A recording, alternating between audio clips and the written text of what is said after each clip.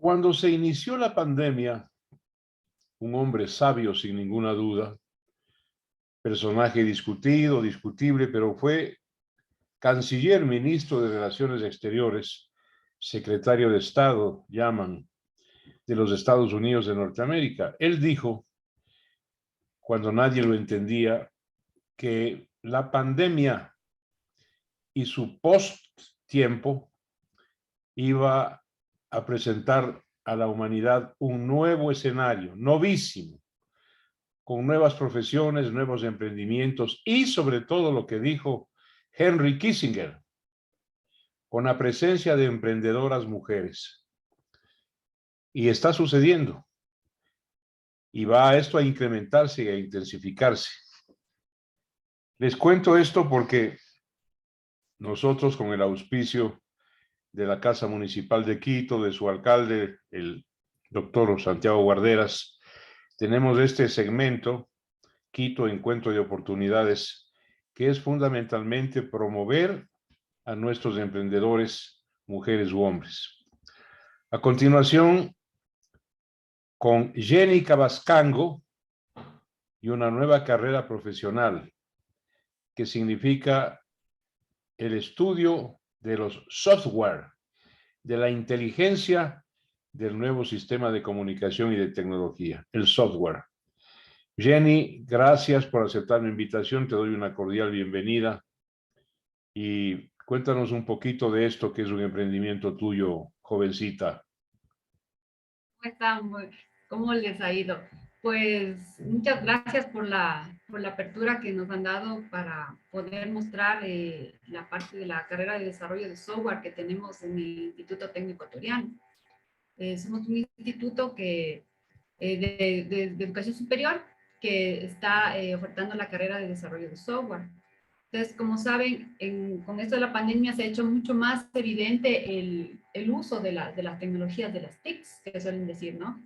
Entonces, hemos tratado de sobrellevar muchas de las actividades que antes eran simplemente presenciales, ¿no? Y ahora, con lo que pasó con la pandemia, vimos lo importante que era más que la tecnificación de las personas, el acceso a tener estas herramientas. Entonces, todo el mundo buscaba aplicativos de compras, aplicativos de insumos, de algo que nos permita, en la lejanía que estábamos, en la parte que estábamos tan separados de la tecnología, pues unirnos. Y de esta forma, pues se han creado algunos emprendimientos y todo lo que tiene que ver con en realidad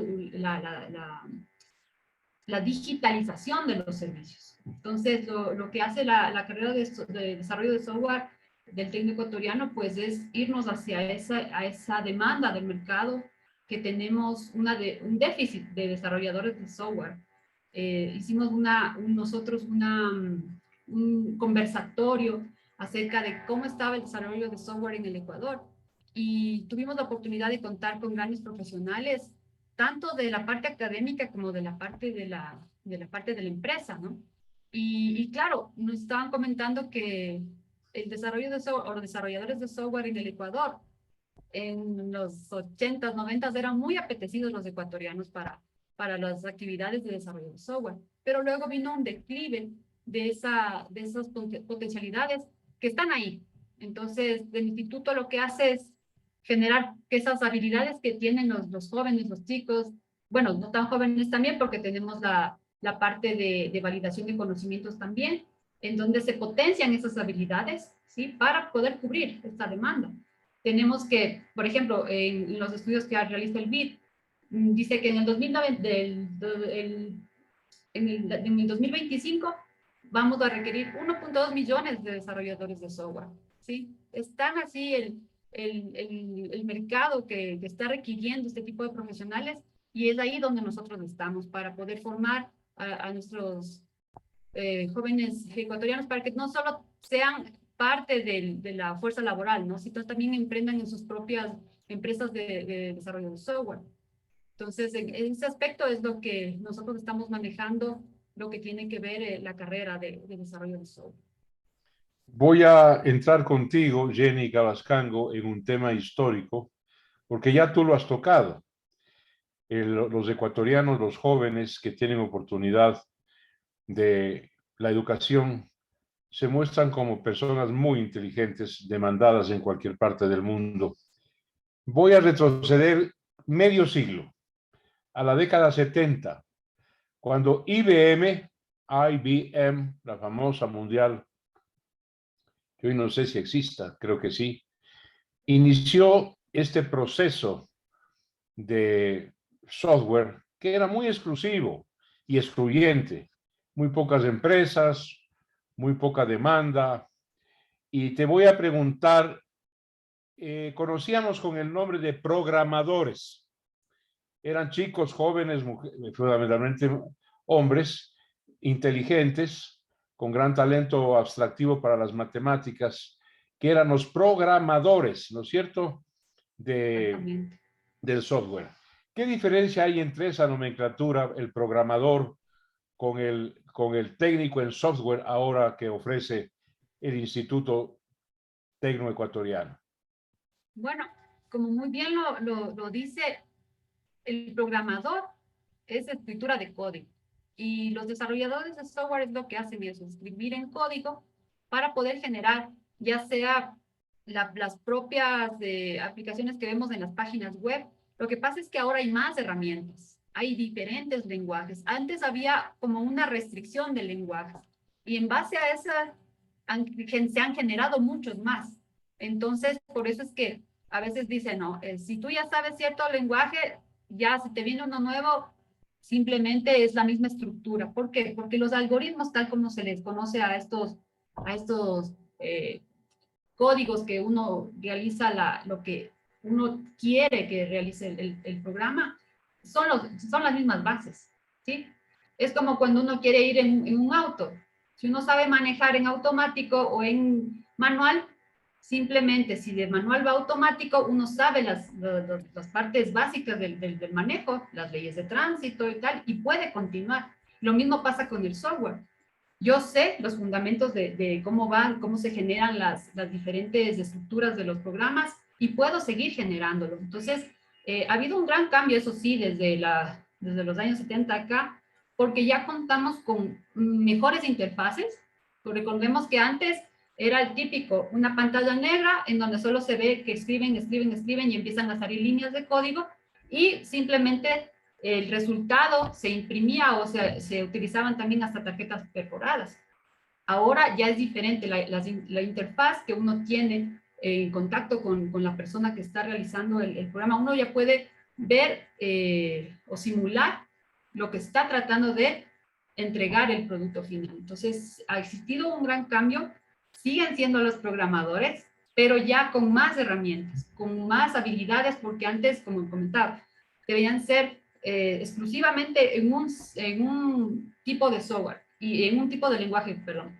Pero ahora, si uno maneja o domina un solo lenguaje, ya no es suficiente. Tiene que ser capaz de dominar varios lenguajes, porque así está el mundo hoy en día. Tenemos lenguajes que son, como usted bien nos mencionaba, de IBM, que son de código un poco privativo, solo está hecho para ciertas aplicaciones o con ciertas restricciones. Y hay la otra parte, el código abierto, ¿sí? En donde existen comunidades de programadores que se unen para ir mejorando las versiones de los programas.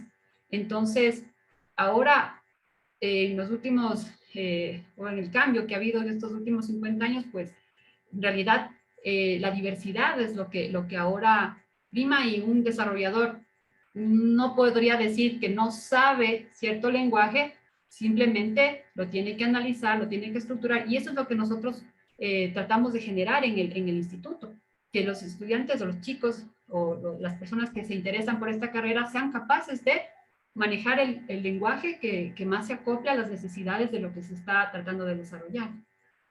Correcto, Jenny.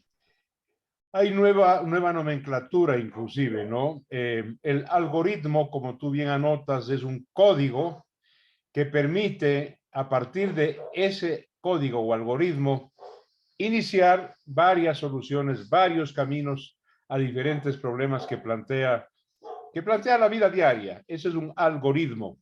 Es un término, un neologismo, claro, claro está, pero que hay que empezar a entenderlo. Yo te voy a pedir un gran favor. Hoy día, toda la matemática, todo el esquema físico, químico, tiene un lenguaje binario de ceros y unos, ¿no es cierto? En eso consiste lo que llamamos la digitalización y es el contrario de los sistemas analógicos. Quisiera pedirte a ti, Jenny, que por favor nos expliques a la audiencia la diferencia entre un sistema analógico y un sistema digitalizado. Claro. Bueno, como nosotros sabemos, todas las señales físicas, o sea, todo lo que nosotros vemos, todo lo que sentimos es analógico. ¿Por qué se dice que es analógico? Porque son cambios que están en el momento, ¿sí? Si yo, por ejemplo, tomo la temperatura de Quito y digo, empieza en 10 grados a las 6 de la mañana, ¿no? Va subiendo. Ese cambio es continuo. Luego llegamos al mediodía a 20 grados, luego seguimos bajando a la noche, otra vez volvemos 11 hasta llegar a los 10 grados. Entonces, este movimiento de esa variable de temperatura tiene un comportamiento que se suele decir continuo. ¿Qué quiere decir? Que en cualquier hora del día yo tengo un valor específico de esa temperatura, ¿ya? Y ahora yo quiero eso digitalizar. Entonces, ¿cómo lo hago? A ver, te detengo para hacerte una pregunta. Ese valor del que acabas de hablar es un valor promedio para cada momento del día. Depende el sensor que yo esté utilizando. Entonces ahí Por viene ejemplo, la si parte importante. sabemos que en general a las 6 de la mañana tenemos 10 grados centígrados o Celsius, si sabemos que a mediodía la temperatura rebasa los 20 grados, eso es por lo general, o sea, es un promedio, un average. ¿Eso es lo que estás diciéndome que es lo analógico, por favor? Lo que le estoy diciendo que es lo analógico es tomar esos valores de temperatura. Tener ahí el termómetro y yo ir tomando los valores. Y diciendo a tal hora, a tal hora, a tal hora, he tomado la temperatura. ¿Sí? Pero eso yo lo hago a mano.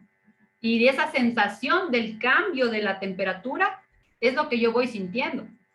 Entonces, la intención es que yo ahora, esos cambios que el sensor de temperatura, que el termómetro, por decirlo de alguna manera, está tomando, diciendo, ahorita son las 6:01, tengo tal valor, 6:02, tengo tal valor.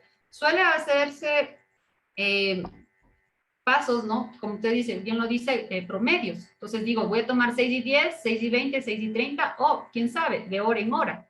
Ya cómo nosotros tomemos ese valor del diario, tal como está ocurriendo, como le decía, con un termómetro, eso es lo que yo intento digitalizar, ese valor que está ahí presente en ese momento. Entonces, al Correcto. momento que yo digitalizo, yo tengo que convertirle, como usted bien lo dice, en unos y ceros. Entonces, ahí es donde vienen los sistemas binarios de numeración, ¿no? En donde yo ya le doy un sentido. Por ejemplo, necesito hacer la conversión de analógico a digital y ahí necesito la electrónica digital. Entonces, ahí utilizo un conversor análogo-digital, en donde, ¿qué pasa aquí? Yo tengo en un dispositivo donde yo ingreso mi señal, ¿cómo la convierto? Dependiendo el principio de funcionamiento del sensor, digamos que tenemos un termistor, que es un sensor de temperatura. Este tiene un principio que se llama resistivo. Entonces, cambia la temperatura, cambia el valorcito de este elemento. Y si yo lo coloco esto dentro de un circuito electrónico, puedo a través de darle voltaje, ¿sí? Hacer un circuito electrónico ahí con una fuentecita de unos 5 voltios. Yo le puedo decir, cuando usted esté en 10 grados, me va a dar, por ejemplo, en voltaje 1 voltio. Cuando usted esté en 20 grados, me va a dar 2 voltios. Y así sucesivamente el valor de la temperatura que yo le dé. Entonces, el hacer ese cambio de una señal que está en el ambiente, con el sensor, con su propia característica, trasladarle una señal de corriente, ¿sí? O voltaje, una señal eléctrica. Ahí vamos a la primera parte de la digitalización, que todas esas señales que pueden ser cambios de temperatura, por ejemplo, alguien le mide a usted, le mide la estatura, igual, esa medida se tiene que transmitir a una señal eléctrica, y de ahí vas al conversor.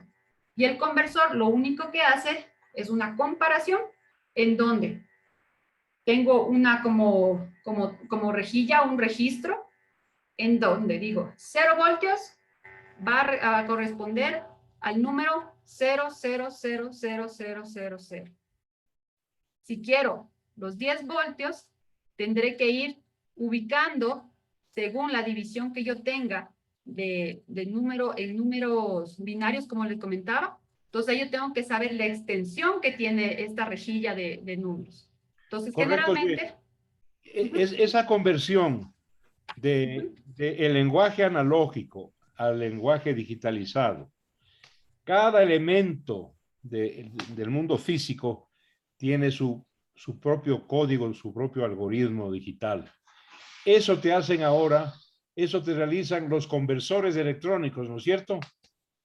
Los hace, pero ahora como he ido avanzando la cuestión, tenemos por ejemplo, los microcontroladores. Entonces ellos ya tienen incorporado este conversor, en donde lo único que dice es, ingresa esta variación de voltaje, el conversor entiende que si va a ir tal valor de voltaje, lo interpreta en un número binario, por ejemplo, el 255 en binario, ¿sí? Entonces tendríamos que ir 1, 0, 0, 0, 0, 0, 0, hasta completar el ancho máximo que tienen estos números, ¿sí? Entonces, por eso es que cuando uno habla de computadoras, uno dice, es de 5 gigas de RAM. Y dice, y es 8 o 80 o 1 terabyte de información. Entonces, toda esa información está guardada en registros. Registros que tienen un ancho específico de datos, donde le entran, por ejemplo, en un sistema de 64 bits, por ejemplo, de una computadora, le entrarán 64 unos y ceros, de tal forma que yo tengo un registro.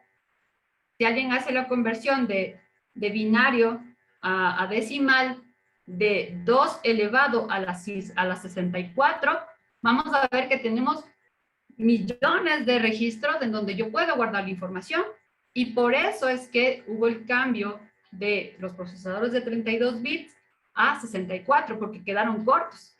Actualmente Correcto. ya se realiza esa parte de guardar esa información en estos registros, y ahí es donde ya se digitaliza. Entonces yo ya tomo la información del registro y eso es lo que yo programo. Digo, la información del registro 4, envíele, por favor, a que se proyecte en un computador, en una pantalla, bueno, cuando son circuitos pequeños, en un display pequeño, pero ya cuando nosotros vemos lo que, por ejemplo, el hecho que usted me esté viendo ahora, usted no me está viendo a mí física, o sea, cómo estoy físicamente en la parte real, me está viendo una digitalización de mi imagen, porque mi cámara tomó la señal analógica de lo que yo tengo en mi rostro, la interpretó con el conversor análogo digital que tiene incorporado de manera de software, y esa señal va a través del internet. Esa es la Entonces, que me yo llega a veo mí. representaciones. Me llega, Entonces, usted ve claro, me ve digitalizada. no tengo a la Jenny Cabascango físicamente, pero la tengo digitalizada en la pantalla, Exactamente. porque ha habido una conversión previa. Así es. Ahora, Sí. claro, tú hablaste al principio de algo que es cierto, son lenguajes matemáticos, nuevos sistemas de información, que la mente humana con toda su inteligencia, con todo su poder, no es capaz de procesar con la misma capacidad que te hace una computadora, ¿no es cierto? Entonces, cuando tú hablas de registro, toda esa información física del mundo, del universo, de la sociedad, de la economía, está en registros. Tú pulsas y el registro te sale, pero eso te ha hecho a toda velocidad, ¿no es cierto? Una máquina. Ahora, te quiero preguntar algo. ¿Podemos llamar a Bill Gates el padre de este nuevo sistema? Cuando abandonó la Universidad de Harvard y se puso a investigar él empíricamente hasta dar con esta maravilla de la cual tú estás hablando. ¿Se trata de Bill Gates, padre de esto, o no? No, porque vamos a ver que la parte desde que apareció el semiconductor, de hecho, o desde antes, por ejemplo, la máquina de Turing, eso ya es, no sé, yo siempre hago la referencia a la película del Código Enigma.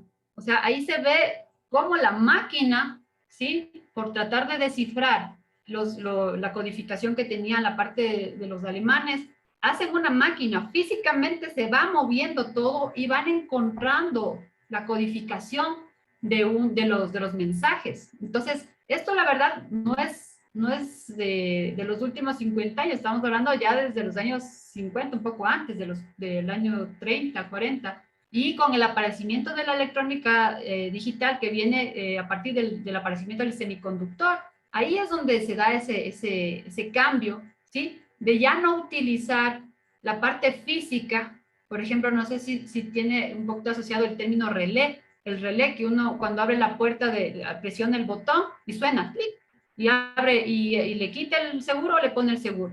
Eso antes era lo que es. Jenny, tenemos 1 minuto y medio aproximadamente para que hables de tu instituto. Ya has hecho una información muy inteligente, compleja al mismo tiempo, del nuevo sistema digital. Háblanos de tu instituto, por favor, en el minuto y algo más que nos queda. Bueno, les puedo comentar que el Instituto Tecno Ecuatoriano tiene 20 años de trayectoria. Tenemos la sede matriz en Quito, con el campus en la parte sur de la ciudad, el sector de la Magdalena. Y en el norte tenemos en el sector de Calderón. También contamos con la Escuela de Conducción y tenemos algunas alianzas estratégicas con otras instituciones que nos ayudan a dar continuidad de estudios y obtención de títulos de tercer nivel. La información pues está disponible en nuestras redes sociales, de nuestra página web www.iste.edu.es, en la cuenta de Facebook como Tecno Ecuatoriano y la de Instagram también como Tecno Ecuatoriano.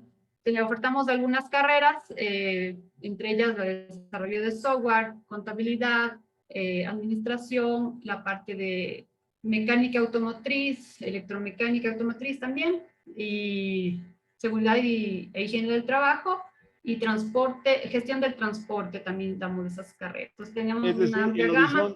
el horizonte es enorme, es amplio. Es como todo el universo físico, con sociedad incluida, actividades sociales, económicas, culturales, pueden ser objeto de desarrollo de software y digitalización. Y para eso está el Instituto Tecno Ecuatoriano, del cual nos ha hablado Jenny Cabascango, esta joven muy inteligente que ha honrado este espacio Quito Encuentro de Oportunidades. Te doy un abrazo y te felicito, Jenny. Hasta pronto. Muchas gracias por la apertura. Hasta luego.